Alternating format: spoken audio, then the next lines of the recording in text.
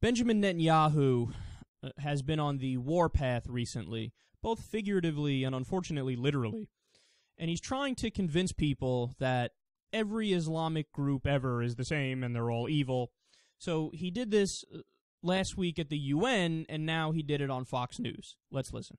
Israel's taking a lot of the world condemned over the number of Palestinian civilian deaths, but Hamas is the same as ISIS. Hamas and ISIS, they're not twins, but they're brothers. I call them branches of the same poison tree. These are radical Islamic movements, and they use some of the same methods. Look at this. I brought this picture. And when your viewers look at this, they might think this is ISIS about to carry out an impending execution. But it's not. This is taken roughly at the same time of the ISIS beheadings, except it happened not in Syria or Iraq, but in Gaza. And this Hamas executioner is about to execute one of dozens of Palestinians that they killed in order to instill their campaign of fear over the population of Gaza. Now, there are some differences. Hamas beheads people, or rather ISIS beheads people, and Hamas puts a bullet in their head. But if you're the victim or their family, the horror is the same. So they use the same tactics, and they also have the same goal of dominating the world with this terrible Islamist conception. And I think they should be fought. We fought Hamas. Now you're fighting ISIS. But I think we shouldn't lose sight of, in the cracks, we shouldn't let Iran, the ultimate Islamist power, to get the ultimate power. It was wrong enough at the beginning, and then by the end, he just fucking took the bus and steered it into a ditch. He's like, and Iran. Okay, numbskull, listen up. And he knows this, too. Benjamin Netanyahu is not stupid. Okay, he's not an idiot. He's just callous and abrasive and immoral, okay? But he knows damn well that Iran and ISIS are mortal enemies. Now, why is that? Because Iran is Shiite. ISIS is Sunni. But he's comparing to, he's like, yeah, this radical Islamic virus is terrible, and Iran, Hamas, ISIS, it's all the same thing, really. What are you talking about? Iran is fighting ISIS right now. And understand something. Am I a fan of any of these groups? Absolutely not. But there's huge differences between them. So, for example, with Iran, he fearmongers all the time about how, oh my God, they're getting a nuclear weapon and they're going to attack us tomorrow at 3. Meanwhile, what's the reality? The IAEA, the International Atomic Energy Agency, they release reports on this all the time. Their job is to go around and to monitor all these different nuclear areas in the world and the high-risk areas. Whenever they go to Iran, they came back. The past 5 reports have all said the same thing. Yeah, they're not creating a nuclear weapon, and all of the nuclear power that they have is currently being used for their power grid, which they're allowed to have under international law.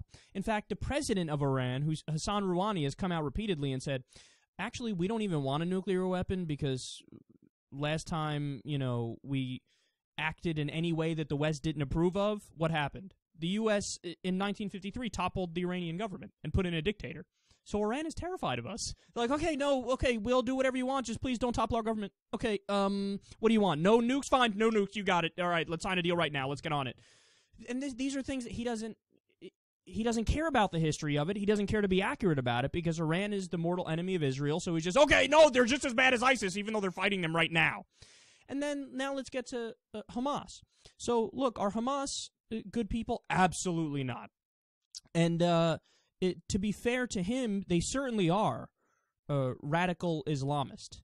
But the difference between Hamas and ISIS is the same as the difference between the Taliban and Al-Qaeda.